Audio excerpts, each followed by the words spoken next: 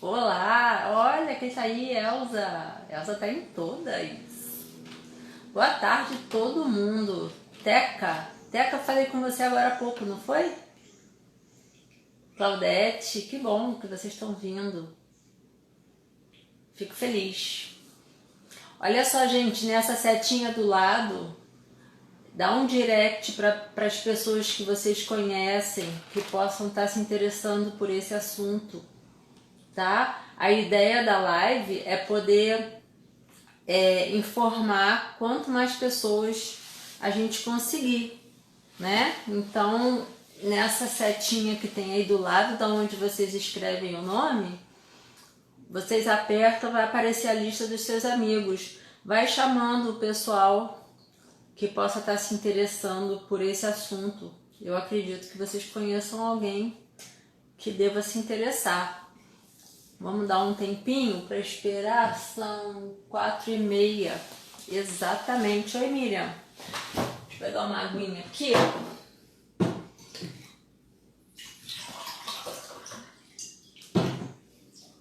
Então, gente, Ana Maria Belo.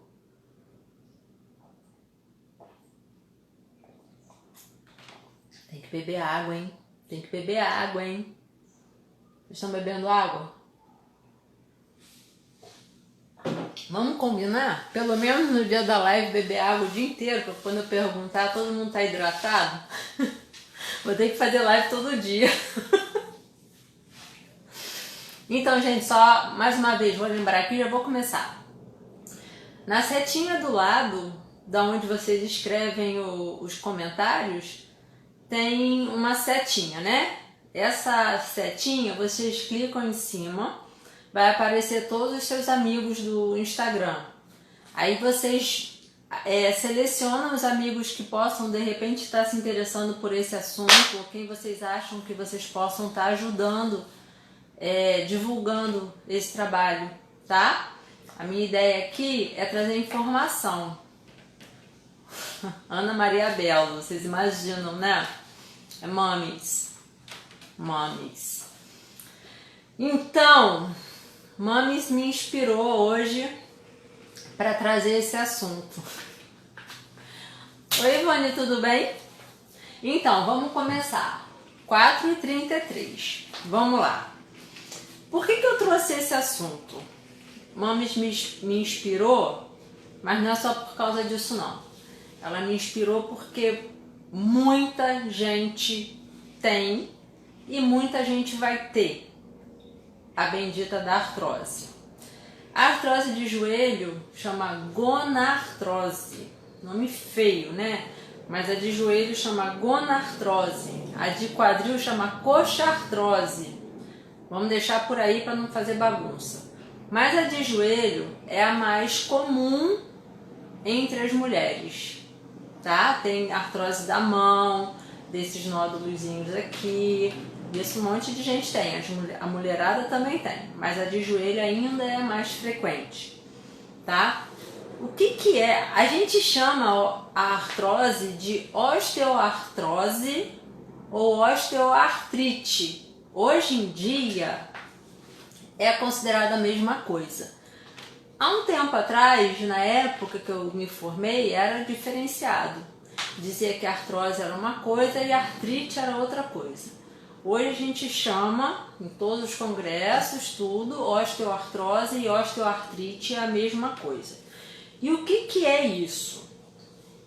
É uma insuficiência do conjunto da cartilagem e das estruturas de proteção do joelho com ou sem inflamação. Por isso é que hoje chama de osteoartrite tudo. Antigamente achava artrose era só deformidade do osso. Artrite é quando tem inflamação. Hoje em dia a osteoartrite é com ou sem inflamação, né? Tem dois tipos de artrose. As características que eu vou falar da artrose tem relação com todas as artroses, tá? Tem a ver com as artroses da mão, do punho, do quadril, do joelho, do pé, de tudo.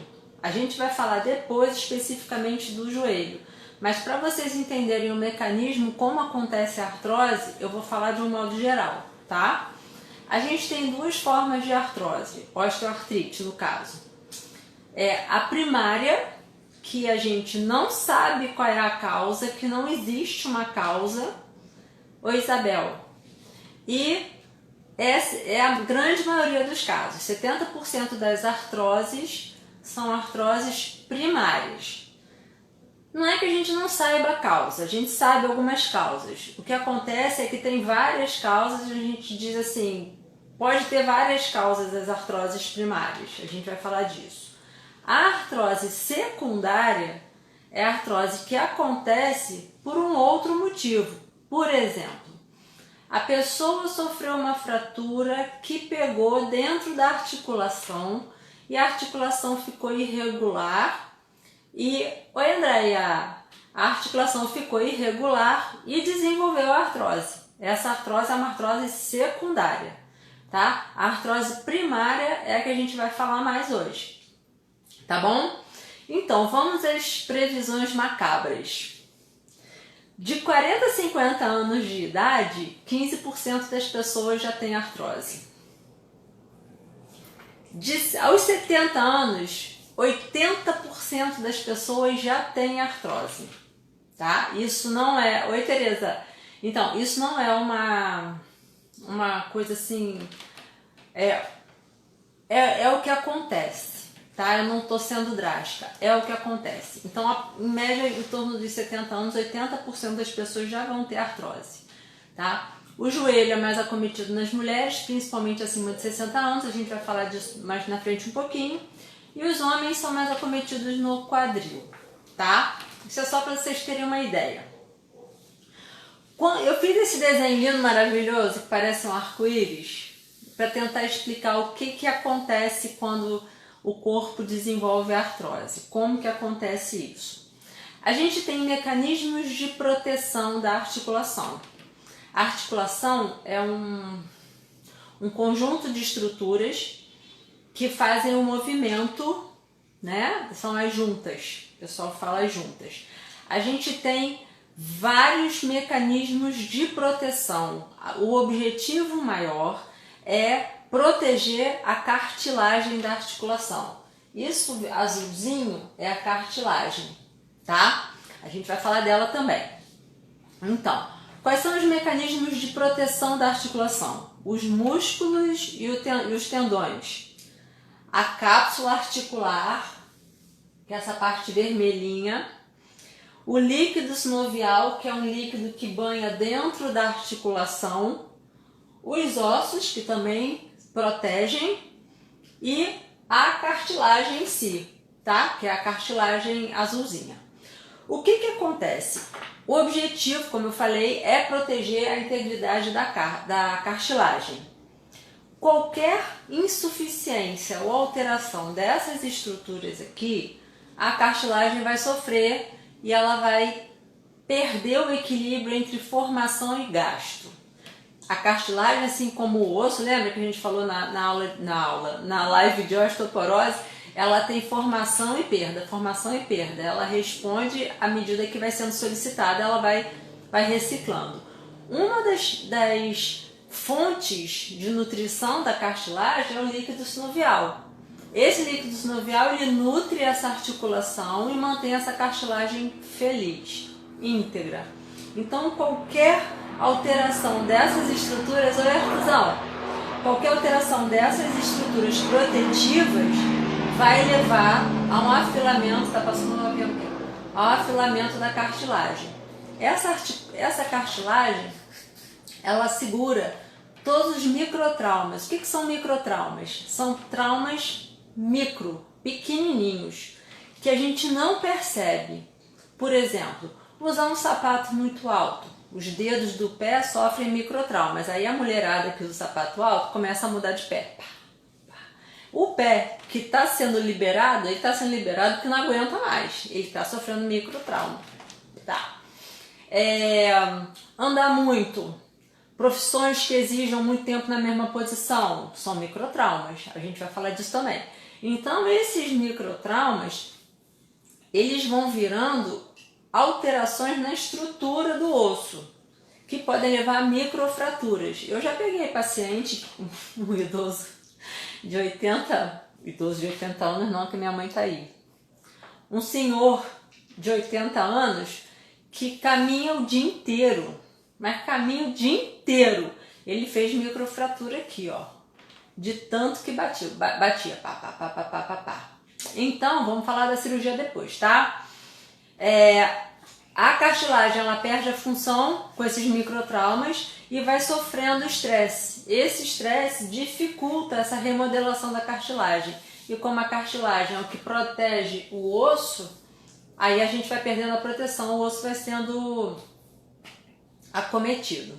Aí vem a artrose. Então, o líquido sinovial, o menisco e a cartilagem, eles têm, olha só, a gente não tem noção, mas olha só, eles têm força, resistência, amortecimento e deslizamento. Eles fazem o osso deslizar chuchu, bonitinho, sem causar contato entre as superfícies ósseas, graças a essas estruturas, tá? O menisco, líquido sinovial, a cápsula, tudo, tá? Então, quando essa cartilagem tá íntegra, tá tudo funcionando beleza, tá? Quais são... Então, a artrose é o desgaste dessa cartilagem. Ela é uma progressão. A gente tem o joelho que não tem nada, é um joelho normal, o joelho que já está começando um desgaste, um joelho que já tem um desgaste maior e um joelho que tem um desgaste maior ainda. Então, a gente classifica de 0, que é o joelho normal, grau 1, grau 2, grau 3. Então, quanto maior o grau, maior a lesão da estrutura. Aqui está o desenho do joelho ruim, a gente vai falar já, tá? Então, quais são os fatores de risco para você ter artrose?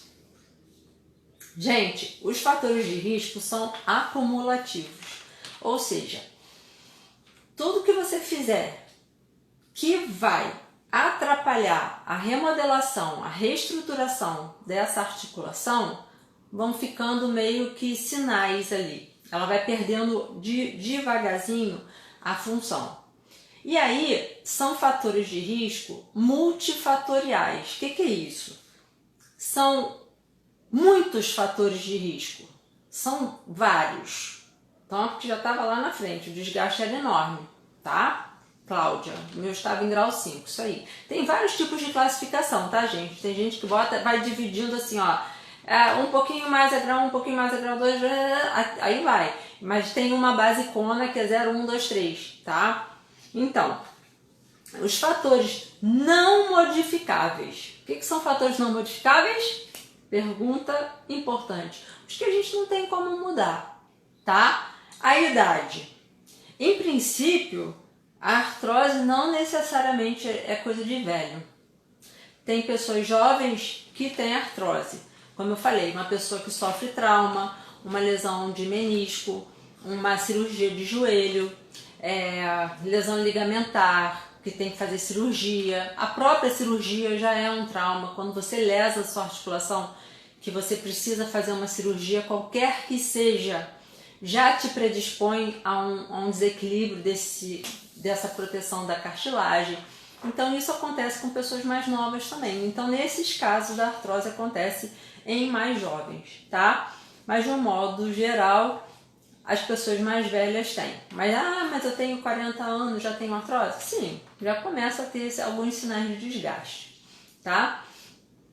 O que acontece? Tem alguns acometimentos de tecidos que são próprios da idade.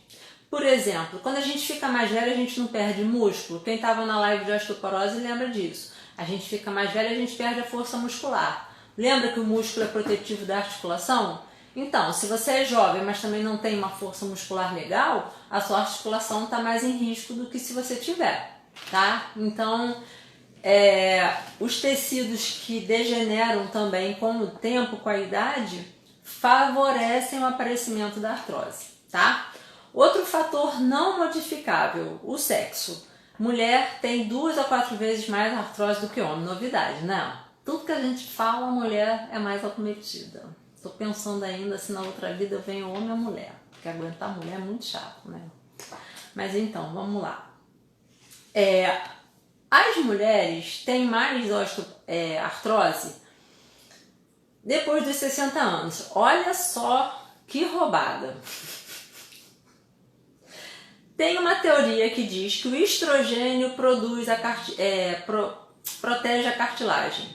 Então, a mulher que entra na menopausa começa a ter menor proteção da cartilagem. Então, mulher tem mais artrose depois dos 60 anos. Mais uma para conta da menopausa. A raça. As afrodescendentes têm mais chance de ter artrose, tá rindo, né, André? Tem mais chance de ter artrose do quadril, tá bom? Genética. Não está muito bem definido como acontece, mas é certo que a genética influencia. Aí a pessoa fala assim, ai doutor, eu vou ter artrose, porque meu pai, minha mãe, meu irmão, todo mundo tem. Aí eu falo assim, o que você faz para ajudar a sua articulação? Ah, eu não faço nada, eu vou ter artrose, porque minha família toda tem artrose.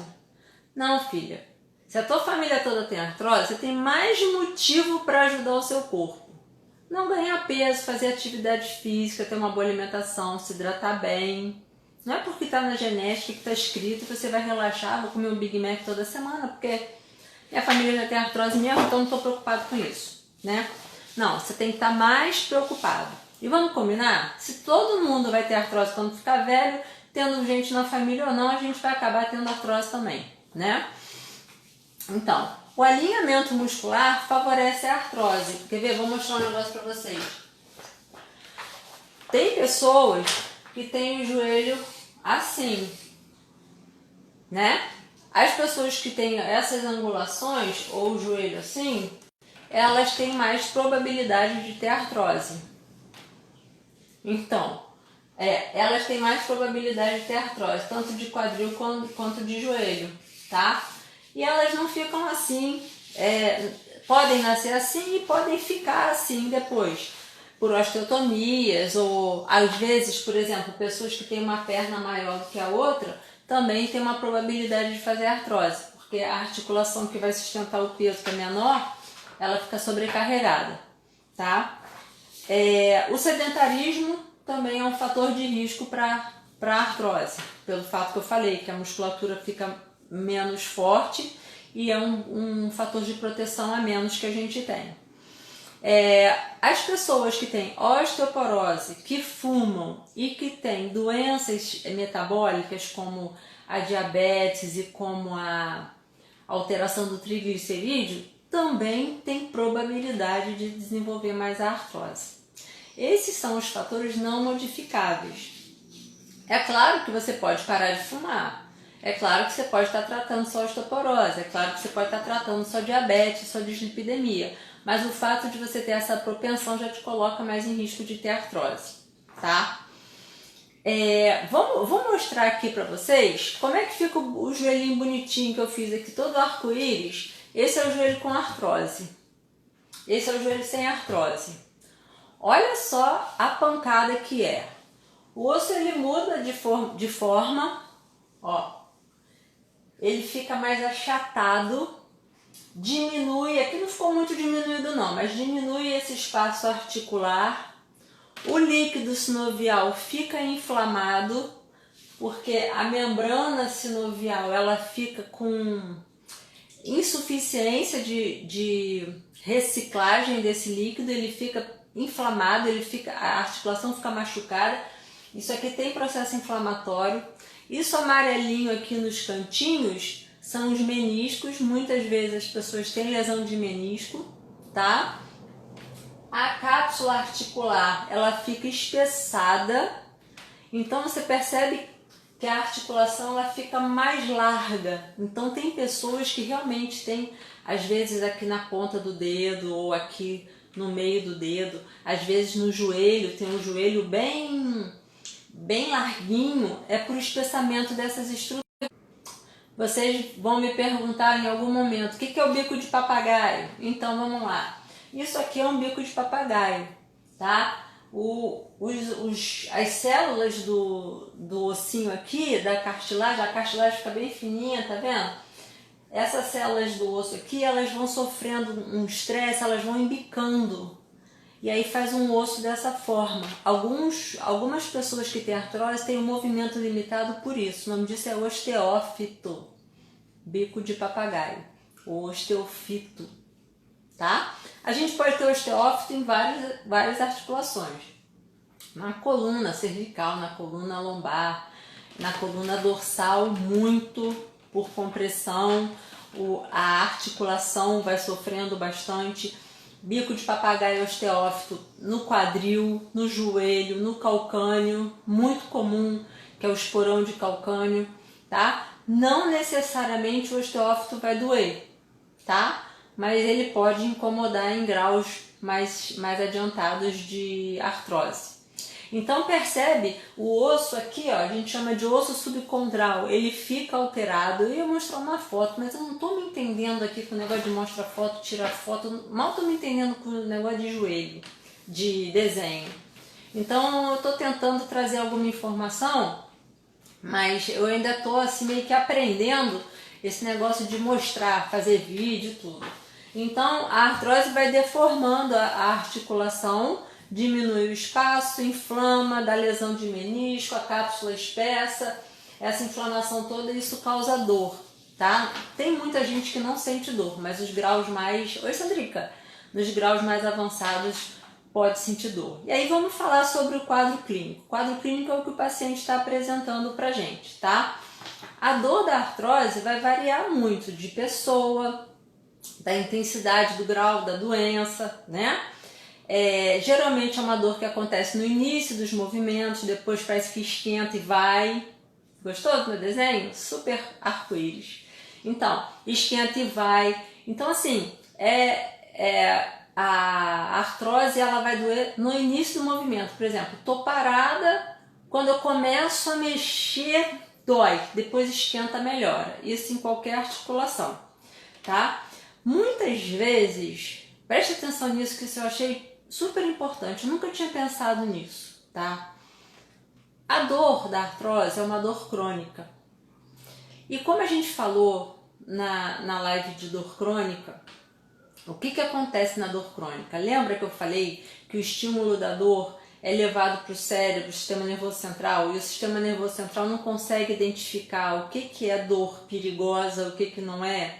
E aí começa a dar dor constante e aí vem com ansiedade, com depressão. Então a artrose que dói muito de forma crônica, ela pode cursar também com ansiedade e depressão, irritabilidade, aquelas características todas que a gente falou na live disso, de dor crônica. Então, a gente tem que entender muitas vezes que o paciente está desesperado para melhorar a dor dele e a gente começa, com o passar do tempo, o nosso arsenal vai meio que diminuindo. Quanto mais comprometida a articulação, mais difícil vai sendo o tratamento, tá? Muitas vezes as articulações doem também por espasmo da musculatura e da cápsula, por proteção, tá? Então o movimento articular favorece muito, a gente vai falar sobre isso já já. Outro sinal que acontece é a crepitação, faz creque, creque, creque, quando para mexer o joelho, então é uma coisa. A pessoa senta na maca, né, de exame, aí você bota a mão assim em cima do joelho, em cima da patela, da rótula, e estende o joelho. Caraca! Creque, creque, creque, creque, creque, creque, creque. Chega a dar nervoso. Tem uns que a gente escuta. Vai abaixar, parece que está quebrando o meio. Isso é crepitação. Com o avançar da artrose, vai tendo uma rigidez, né, que eu falei para vocês no início dos movimentos. Então tem aquela dor no início do movimento e tem a rigidez no início do movimento. Vai chegando uma hora que a dor vai limitando muito. E aí a pessoa começa a se mexer menos, aí começa a perder mais músculo. Lembra que o músculo protege? Então a gente vai perdendo ainda mais essa proteção, tá? A gente vai espessando mais a cápsula, porque vai cada vez mexendo menos, a pessoa vai tendo menor qualidade de vida, tá? Então, o pior de tudo, quando vai perdendo os movimentos, que vai deixando, não é que vai perdendo o movimento, a pessoa para de mexer porque sente dor, tá? E aí vai atrofiando ainda mais a musculatura, vai perdendo a força e o tônus muscular ainda mais da musculatura. E aí o que acontece? O paciente começa a apresentar uma instabilidade, uma perda de equilíbrio. E aí é mais complicado, porque aí que ela para mesmo de se mexer, de produzir, de ter qualidade. Então a gente tem que tentar, basicamente, não deixar ela chegar lá. Ah, doutor, mas eu já tô nessa fase. Sim, se você já está nessa fase, a gente tem algumas opções aqui para tentar aliviar um pouco. Vamos falar disso já já, tá? O que acontece em relação aos exercícios e à osteoartrite? Lembrando que a osteoartrite também é a osteoartrose, tá? Para quem entrou depois, tá? Então vamos lá. Tanto a falta do exercício, lembra que eu falei que o sedentarismo é fator de risco para desenvolver artrose? Sim, mas o excesso de exercício, principalmente os de alto impacto, e muita repetição podem piorar a chance de aumentar a chance de você desenvolver artrose, tá? Então o exercício ele pode ir para o bem e pode ir para o mal. O excesso vai para o mal e a falta vai para o mal também. O ideal é exercício moderado. Sim, o alongamento ajuda, Grigol. O alongamento ajuda sempre, tá? O alongamento está aqui no nosso cardápio de tratamento, tá? Então o exercício de forma moderada, ele nunca vai atrapalhar, ele sempre vai ajudar. Então, por exemplo, a pessoa que trabalha muito tempo agachada, o joelho na pressão ali, em flexão, isso vai machucar e vai tender a fazer desgaste da cartilagem. O maratonista que treina, que o cara é super saudável, super novo, tal, mas tá lá, 10 km, 15 km, 20 km, vai ter algum grau de artrose em algum momento da vida dele. Ah, mas ele faz o fortalecimento, ele usa tênis ok, ele faz hidratação, ele se alimenta bem, mas ele tem um impacto constante, o corpo dele vai ter que fazer força para tentar recuperar esse trauma, microtrauma que ele está sofrendo nos treinos e nas corridas dele, tá? Lembrando que as pessoas que têm esse tipo de articulação, valgo ou varo, ou disparidade, não é interessante que elas façam exercício de impacto. Então, se você tem varo ou valgo, né, o joelhinho torto, né, cavaleiro, ou o joelhinho em X, o ideal é que você faça uma atividade com menos impacto. É uma bicicleta ou uma hidroginástica. Aí a pessoa vai falar assim: doutora, mas eu não posso caminhar?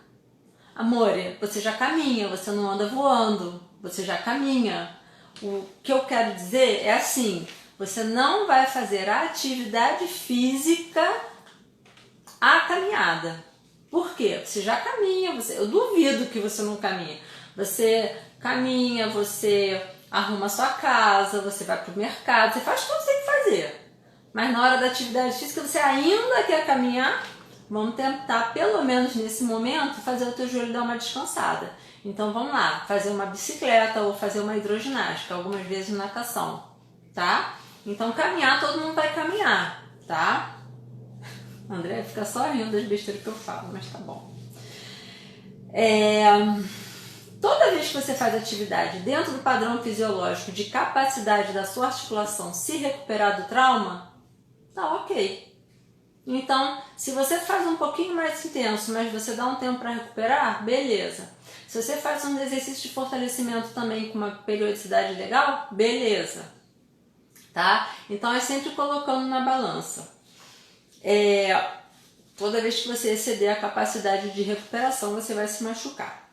Os exercícios cardiovasculares moderados vão melhorar a nutrição da sua articulação. Por isso que eu falei assim: ah, doutora, eu não posso caminhar?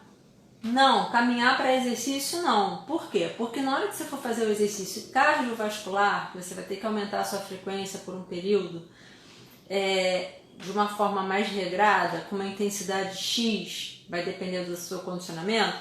A ideia é fortalecer o seu condicionamento isso, junto com a mobilidade articular, você vai estar nutrindo melhor a sua cartilagem, tá? Então você vai evitar o trauma e vai estar nutrindo melhor a sua cartilagem. Os exercícios de força, se possível, fazer de 2 a 3 vezes por semana, vão aumentar a proteção da cartilagem, da articulação, porque o músculo é um fator protetivo, lembra? Então, os exercícios de força vão facilitar a proteção da articulação. E os de flexibilidade, como o Gribel tinha colocado, vão melhorar a lubrificação. Então, se você faz exercício cardiovascular, exercício de alongamento, exercício de força, você está melhorando a qualidade, está facilitando para o seu corpo a recuperação da cartilagem, tá? E lembra que eu falei que a instabilidade acontece em níveis mais avançados de artrose? Trabalhar o equilíbrio também é importante, tá? A musculatura anterior da coxa, que é o quadríceps, é a musculatura mais acometida que nos quadros de artrose. Então, percebe-se que as pessoas que têm artrose mais avançada vão ficando com o quadríceps mais atrofiado pelo desuso. Então, se tem professor de educação física aí, que tem o Arthur, que eu vi, não prestei atenção se entrou mais alguém, o quadríceps tem que ser trabalhado. Lembrando que, olá, tudo bem? Lembrando que o equilíbrio muscular é importante. Então, se você tá ouvindo e está pensando, eu vou trabalhar o quadríceps, então o que eu vou fazer? A doutora Andréia falou que tem que trabalhar o quadríceps. Eu vou entrar na internet, vou olhar todos os exercícios de quadríceps e vou fazer por minha conta, que eu não sou boba nem nada. Vai dar ruim, porque você só vai treinar o quadríceps. E não é isso, você tem que treinar todo o seu membro inferior, todo o seu core, um dia a gente vai falar sobre isso, todo o seu core, bumbum, tudo com equilíbrio, priorizando o fortalecimento do quadríceps. Lembrando mais uma vez, o músculo feliz é o músculo que está alongado e forte, tá? Não é só trabalhar o músculo, tem que trabalhar o alongamento também. Já falei com vocês o negócio do bico de papagaio e queria falar uma coisa rapidinho com vocês antes da gente entrar no diagnóstico e tratamento. Quero só fazer um comentário. As pessoas que fazem bariátrica têm uma probabilidade grande de sofrer lesão articular. Por quê? Porque quem faz a cirurgia bariátrica perde peso muito rápido. Perde muito peso muito rápido. E quem perde muito peso muito rápido, perde parte desse peso às custas de perda de massa muscular. Então não é incomum, é muito comum receber pacientes no consultório que fizeram bariátrica e começaram a sentir dor no quadril, na coluna, no joelho, tá? Por quê? Porque perderam peso muito rápido, perderam força muscular, que era a proteção. Geralmente eram pessoas que estavam até sedentárias, que estavam gordas, estavam sedentárias e permanecem sedentárias, porque o retorno para o exercício não é estimulado no primeiro momento, depois da cirurgia. Os cirurgiões, eles tendem a segurar um pouco o paciente para não fazer atividade logo, tá? Tem vários motivos, eu não vou entrar nesse mérito. O que acontece é que os bariátricos, eles demoram para começar a fazer a atividade de força muscular. Eles têm uma tendência a procurarem muito os exercícios aeróbicos, então o exercício de força muscular é que é importante. Eles têm uma tendência a ter um pouquinho de restrição. Então, já peguei pacientes até com uma idade, 50 e poucos, 60 e poucos anos, que fizeram bariátrica e estavam com muita dor. E não sentiam dor antes. Apesar do peso ser um fator de risco, eles não estavam sentindo dor, porque deviam estar estabilizados pela pouca força que eles tinham. Perderam a massa muscular e começaram a desenvolver dor. Então, se você é bariátrico, antes de você pensar em fazer a bariátrica, quer dizer, é difícil falar isso para quem está planejando fazer a cirurgia, né? Porque está muito empolgado para emagrecer. mas é importante você já se planejar para pensar quando você vai poder voltar para as atividades, tá? Porque a sua perda de massa muscular vai ser importante e isso pode atrapalhar até a sua manutenção de peso. Muitos bariátricos reganham esse peso, beleza? Vamos lá. Como é que a gente faz o diagnóstico? A gente, muitas vezes... Vamos lá, vamos falar agora, tá, Teca? Vamos falar agora do diagnóstico e do tratamento. Eu sei que você está preocupada aí com o tratamento. Vamos lá. O diagnóstico a gente vai fazer com raio-x, tomografia ou ressonância, tá? O raio-x a gente vai ver basicamente o que está aqui de preto. A gente vai ver a diminuição do espaço, a forma do osso, a gente vai ver a lesão desse osso aqui, se chama do osso subcondral. A gente já tem uma percepção do grau da artrose, tá? Agora, a tomografia a gente não vai ver muito detalhe. E a ressonância é um exame melhor. Por quê? A gente vai ver as lesões do menisco, o espessamento da cápsula, se tem alguma microfratura no osso subcondral. Então a gente consegue perceber não só a artrose, não só o desgaste da cartilagem, mas a gente consegue avaliar o que já tem ali dentro da articulação que está precisando de algum reparo. Por quê? Vamos lá, Teca. Alguns casos a gente não chega... Vou falar do tratamento todo, mas eu só vou dar essa pincelada antes. Tem alguns tratamentos artroscópicos que só dá uma limpeza dentro da articulação. Então, com a ressonância, a gente consegue já separar o que é cirúrgico e o que não é cirúrgico, tá? Aí sim, se for cirúrgico, você vai procurar um especialista de joelho. Se não for cirúrgico, vamos lá falar disso agora.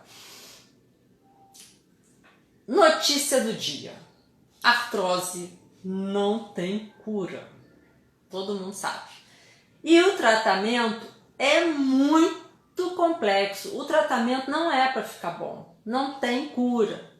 O tratamento é para melhorar a qualidade de vida da pessoa, é para melhorar a qualidade de movimento. Ah, é para ficar ótimo? Não, para ficar menos pior. Quem tá bom tem que tratar para não ficar tão ruim. Quando tá ruim, tem que tratar para ficar menos pior. Tá? Existem remédios de dor, para dor crônica, a gente vai falar dos remédios também, tá? Então, Teca, com a ressonância já dá para dar uma avaliada do que vai precisar fazer, tá? Mas a gente vai falar sobre isso, então calma aí. Os quadros são arrastados, porque depois que começa vai direto, né? Vai piorando se você não fizer nada para ajudar a melhorar. A gente tem que tentar melhorar a dor do paciente e a qualidade de vida do paciente, tentando melhorar a incapacidade. Eu tenho uma paciente que ela tem um joelhinho assim, a rótula dela sai do lugar, ela é luxável assim altamente, com uma artrose cavala de joelho, de artrose ela tem a artrose da patela com o fêmur, tem a artrose do fêmur com a tíbia nos dois lados, tanto do lateral quanto medial.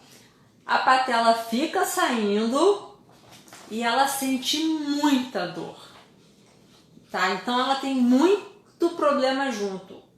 A ideia do tratamento dela ela não quer operar, porque ela já tem uma idade. Então a ideia do tratamento é tentar fazer exercício para tentar estabilizar um pouco mais a articulação dela e entrar com remédio para ajudar a melhorar a dor. E outros remédios que vão ajudar a aliviar um pouco outros pontos que possam estar tendendo a ter artrose também. Então vamos lá, Teca. Agora vamos falar da infiltração também. Vamos lá, Teca. Os remédios que a gente usa que não mudam o curso da doença, ou seja, independente se você usar, não vai mudar nada, tá? São os analgésicos e os anti-inflamatórios. Os analgésicos aliviam a dor, né? Mas os anti-inflamatórios são os mais queridos. Por quê? Lembra que eu falei que a gente tem processo inflamatório? Então, eles são um resultado mais rápido. Só que, então as pessoas têm uma tendência a procurar o anti-inflamatório com maior frequência. Só que é importante a gente aproveitar essa oportunidade para lembrar a todo mundo o seguinte: anti-inflamatório não é tira-gosto, tá? Ah, eu tô com dor, vou tomar um anti-inflamatório. Eu só tomo quando tenho dor. Aí pergunta: você tem dor todo dia? Tem. Então você toma todo dia. Não pode fazer isso, porque ele vai tirar a dor rápido. Você levou anos para produzir aquela artrose. Você tá com dor, você quer tirar a dor rápido.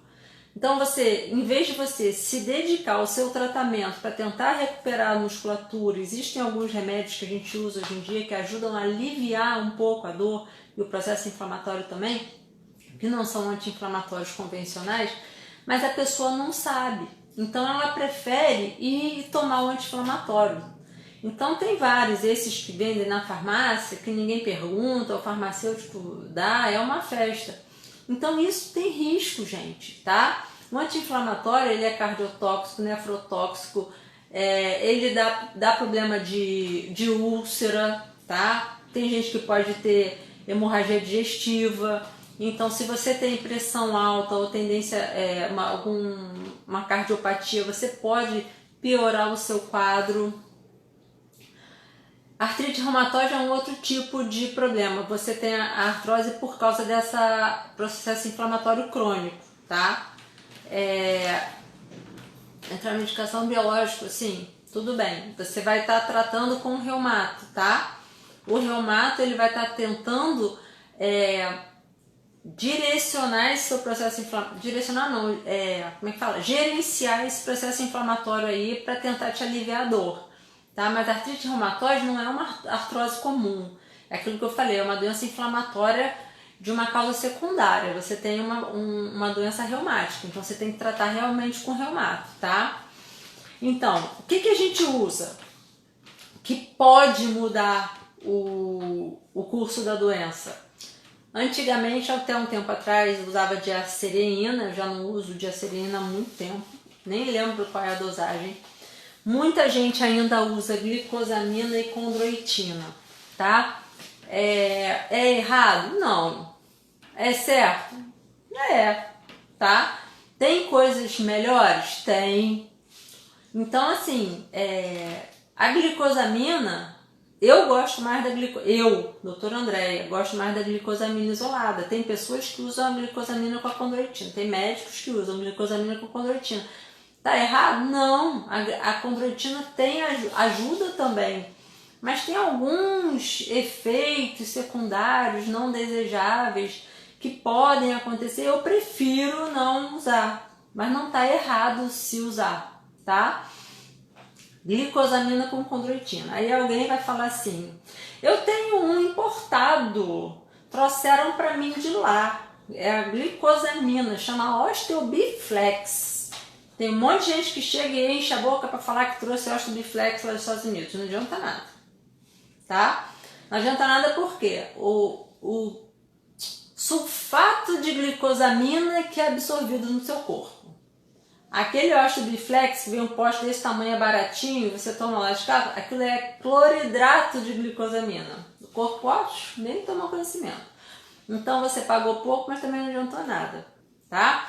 Então, eu não tenho referência de medicamentos produzidos por lá. Eu tenho referência dos medicamentos produzidos daqui, que eu tenho fontes das fontes, das procedências, de como é feito e tal. A diacereína não é que não resolve, Teca.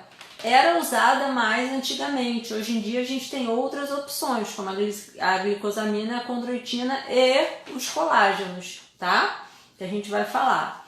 Então é errado tentar diacereína? Não, mas tem coisa melhor. É o que eu falo assim, você vai viajar, você prefere ir de Fusquinha 66, de Ferrari ou de avião? Tá? Os três vão chegar. Um tem mais conforto do que o outro pode dar problema, o avião é mais rápido, cada um tem uma vantagem e uma desvantagem, tá? A evolução do remédio foi levando a diacereína para ficar um pouco mais para trás. Então, hoje em dia, a gente tem o colágeno tipo 2, não hidrolisado. Não hidrolisado tipo 2. é o colágeno que tem maior presença no osso, tá?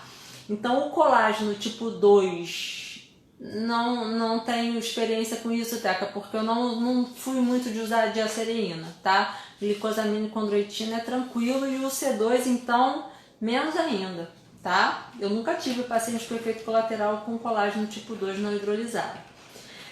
Então, o colágeno tipo 2 não hidrolisado é o C2 que eu acabei de falar. Aqui, ó, o C2. Tem vários tipos de colágeno tipo 2 não hidrolisado, tá? O UC2 é o que eu gosto. Tem algumas marcas que tem o UC2. Só vou dar um bizu. Tem um determinado laboratório que foi o primeiro que descobriu que o UC2 era bom para articulação. Aí ele vai e faz 10 anos de artigo, de estudo, produz um monte de artigo e fala, ó, o C2 é ótimo, beleza. Aí o bonitinho da esquina, quando quebra uma patente desse laboratório, o bonitinho da esquina pega lá um C2 que você não sabe de onde vem, diz que pega do mesmo lugar, mas com outra técnica e tal, que você não sabe se dá certo e tal, mas o C2 é ótimo. Só que ele está usando o estudo do que foi o primeiro a descobrir e a estudar, tá? É o Condris mesmo, Tereza. Qualquer horário, um por dia, tá? O Condris é o que eu gosto, tá? É o C2, que foi o primeiro, tá? Tem outros, tem o Protena, que é B2Q, uma outra técnica de extração, tá? Teoricamente a mesma substância, mas os estudos do B2Q são os mesmos estudos do Condris. Então, pode ser que dê certo, é um laboratório bom também, até mais em conta o Protena, tá bom? Mas ele não queria ficar falando nome de remédio, mas comentou aqui, tá? Então, esses colágenos, eles vão ajudar a equilibrar o funcionamento fisiológico da articulação. Eles vão diminuir o processo inflamatório dentro da articulação. E aí lembra que não tendo a inflamação, a cartilagem consegue recuperar um pouco mais. Então, nos estágios mais avançados de artrose, a gente não consegue reverter. Mas nos estágios iniciais, quando a pessoa tem lá 40, 45, se puder já começar a usar um colágeno desse, é bom, tá? Melhora bem a mobilidade da articulação, a sensação de menos dor, tá? Menos desconforto articular, tá bom? Lembrando o seguinte, que a medicação, antes de falar disso eu quero falar do ácido hialurônico, a viscosuplementação, a injeçãozinha dentro do joelho. Tem muita gente que faz, tá? Médicos e pacientes. Tá errado? Não, é uma opção. Esse líquido que tem aqui dentro chama ácido hialurônico. É a colocação do ácido hialurônico lá dentro que vai ajudar a recuperar a saúde desse ácido hialurônico e da membrana, ajudando a refazer o equilíbrio da cartilagem, tá? Eu não queria falar de remédio, né? Eu prefiro Condris, tá? Aqui, ó, não conta pra ninguém, mas eu sinceramente não gosto do Motilex. Acho que a quantidade de colágeno dele é outro tipo de colágeno, é outro funcionamento, é outra proposta, tá? O Condris, o UC2, os estudos me convencem mais, tá? Mas também não tá errado, tá? Eu tomaria o Condris se eu pudesse, mas se você quiser tomar o Motilex também não tem problema. Então, lembrando o seguinte, a viscosuplementação é feita em muita gente, tem gente que se beneficia, tem gente que diz que não adiantou nada. Qual é a proposta? Enche de líquido sinovial de novo e essa injeção é isso que eu estou falando, tá, Luciana? É a injeção dentro da articulação com líquido sinovial, que vai encher ela de líquido sinovial de boa qualidade, que vai melhorar a saúde da articulação. Isso quer dizer que vai resolver? Não. Vai dar um alívio em algumas pessoas, tá? Tem gente que toma, como é que é feito? Uma injeção semanal por 3 semanas, tá? Tem vários tipos de ácido hialurônico, com maior peso molecular, menor peso molecular, enfim. Alguns médicos conseguem injetar um corticoide específico para articulação, tá? Teca, o ranelato de estronço não é mais usado, tá? Já tiraram até do mercado. Ele era usado para osteoporose, não para artrose, mas não é mais usado, tá? O hidrolisado não é para o osso, tá, Ana? O não hidrolisado é que é do osso. Tem vários tipos de colágeno, tem mais que, se não me engano, 31 ou 36 tipos de colágeno. O tipo 2 não hidrolisado é o específico do osso. O não hidrolisado é que ele tem maior absorção, tá? Ele penetra melhor no tecido, tá bom? Tem o hidrolisado e o não hidrolisado. O hidrolisado ele é uma cadeia maior, então ele não penetra tão fácil. Deixa eu ver a hora aqui. Vamos lá. Então, lembrando que esses tratamentos de remédio, todos que a gente falou, analgésico, anti-inflamatório, que não pode ficar tomando assim, a glicosamina, a condroitina, o colágeno, a infiltração com ácido hialurônico, tudo isso não é definitivo. Isso é só complementação do principal, que é ganho de força muscular, fazer atividade cardiovascular e flexibilidade. Você tratando com atividade física, você diminui o seu peso corporal, você se sente melhor, você melhora a irrigação, a vascularização da sua articulação, a mobilidade dela, você melhora o seu estado geral, você fica mais leve, mais feliz, você melhora a progressão daquelas outras doenças metabólicas que podiam estar associadas, trigliceridemia e diabetes, beleza? O tratamento cirúrgico, Pilates é bom para ganhar força, tá? E é bom para flexibilidade também.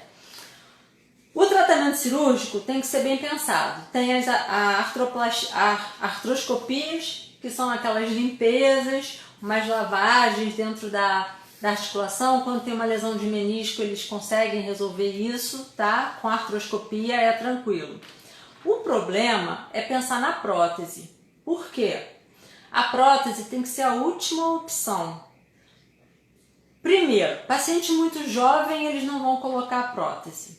Paciente muito mais idoso vai ter medo de colocar a prótese. O paciente, quando tem mais idade, ele tem menos músculo. Então, ele vai ter que fazer exercício para ganhar músculo para poder segurar melhor a prótese. O paciente de mais idade, ele vai ter que fazer...